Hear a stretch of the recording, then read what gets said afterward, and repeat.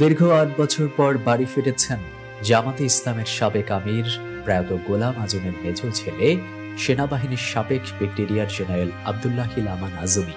বুধবার মধ্যরাতে তিনি পরিবারের সদস্যদের কাছে ফিরেছেন।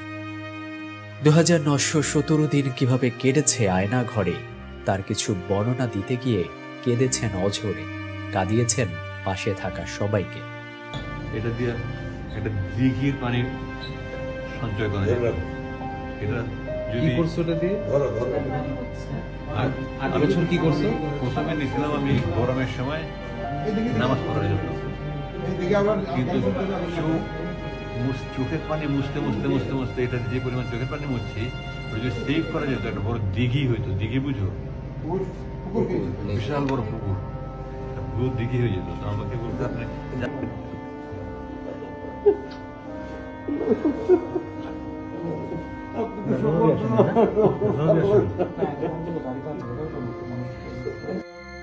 সাবেক এই সেনা কর্মকর্তা তার ব্যাগে থাকা একটি গামছা বের করে বলেন, এই গামছাটি আমি নিয়েছিলাম নামাজ পড়ার জন্য, কিন্তু এটি দিয়ে যে কি পরিমাণ চোখের পানি আমি মুছেছি তা দিয়ে হয়তো একটি দিঘি বানানো যেত।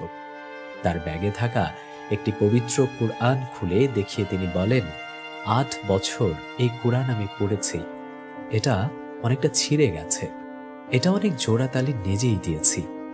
এ সময় কুরআনের অনুবাদের কিছু ভুল রয়েছে জানিয়ে তিনি বলেন, এটা ক্ষমার অযোগ্য।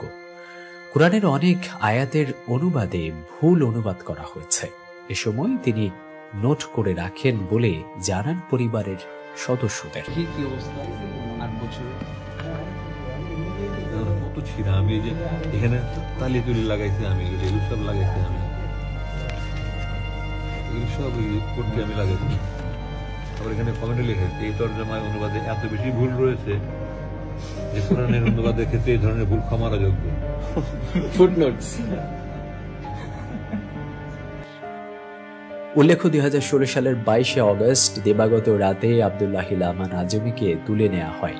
সে সময় জামাতে ইসলামের পক্ষ থেকে বলা হয় 2016 সালের 22শে অগস্ট দিবাগত রাত 12টার দিকে রাজধানীর মগবাজারের বাসা থেকে সাদা পোশাকে আইন শৃঙ্খলা রক্ষাকারী বাহিনীর পরিচয় দিয়ে তাকে আটক করা হয়।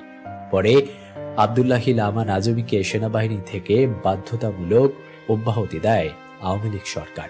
তবে জামাতে ইসলামের পক্ষ থেকে আটকের বিষয়টি একাধিকবার দাবি করা হলেও আইন শৃঙ্খলা রক্ষাকারী বাহিনীর পক্ষ থেকে তা অস্বীকার করা হয়।